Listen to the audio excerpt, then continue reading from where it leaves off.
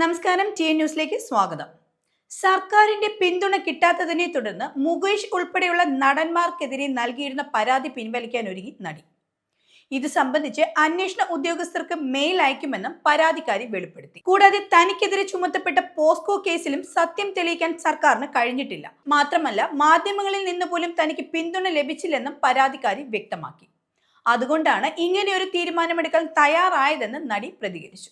മുകേഷ്, ജയസൂര്യ, ഇടവേള ബാബു, ബാലചന്ദ്ര മേനോൻ തുടങ്ങി ചലച്ചിത്ര മേഖലയിലെ 7 പേർക്കെതിരെയാണ് നടി പരാതി നൽകിയിരുന്നത്.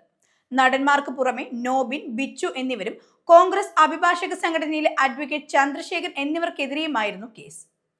കേസിൽ അന്വേഷണം നടന്നു വരികയാണ് നടിയുടെ ഈ പിന്മാറ്റം. താരസംഘടനയായ അമ്മയിൽ അംഗത്വം വാഗ്ദാനം ചെയ്ത് മരടിലെ വില്ലയിൽ കൊണ്ടുപോയി പീഡിപ്പിച്ചു എന്നായിരുന്നു ആലുവ സ്വദേശിയായ നടി പരാതി നൽകിയിരുന്നു. എന്നാൽ മുകേഷ് ഇത് അംഗീകരിച്ചിരുന്നില്ല. തന്റെ രാഷ്ട്രീയ ഭാവിയും സിനിമാ ജീവിതവും തകർക്കുക എന്ന ലക്ഷ്യത്തോടെയാണ് നടി ആരോപണങ്ങൾ ഉന്നയിക്കുന്നത് എന്നാണ് മുകേഷ് വ്യക്തമാക്കിയത്. കൂടാതെ 11 ലക്ഷം രൂപ ചോദിച്ചു ചാറ്റ് ചെയ്തതിന്റെ ഉൾപ്പെടെയുള്ള രേഖകൾ നടൻ കോടതിയിൽ ഹാജരാക്കിയിരുന്നു.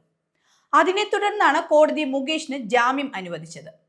പീഡനക്കുറ്റം, സ്ത്രീത്വത്തെ അപമാനിക്കൽ, ആംഗ്യം കാണിക്കൽ, ആക്രമിക്കണമെന്ന ഉദ്ദേശത്തോടെ അതിക്രമിച്ചു കടക്കൽ തുടങ്ങിയ വകുപ്പുകളാണ് മുകേഷിനെതിരെ ചുമത്തിയിരുന്നത്.